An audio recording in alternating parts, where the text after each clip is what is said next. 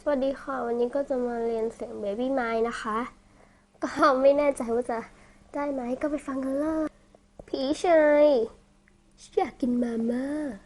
ไม่ได้สิได้อะไรของเธอน่ะฉันปลูกโกโก้เองนะพี่ชายทิ้งไปได้ยังไงอุตส่าห์ใส่กล่องเป็นรูปหัวใจแล้ววันนี้ก็วันเกิดโทนี่ด้วยเป็นยังไงพี่ชายไม่เคยเข้าใจเลยพี่ชายใจร้ายพี่ชายไม่เคยได้เข้าใจ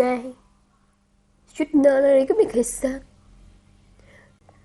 เหนื่อยกับพี่ชายจริงๆถุงเท้าอะไรสกแลตก็ไม่เคยทาปากก็เหม็นพี่ชายลองทาบ้างสิถ้าเป็นวันเกิดโทนี่วันนี้นะโทนี่ก็จะเหม็นไป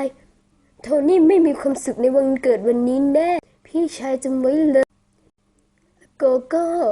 ฉันก็ปลูกเองพี่ชายไม่เคยเข้าใจบายโทนี่อะไรโทนั่นไม่ต้องไปแล้ววันเกิดพี่ชายออกไปเลยบาย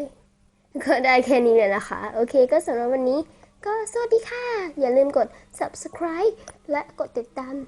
หรือกดไลค์ด้วยนะคะ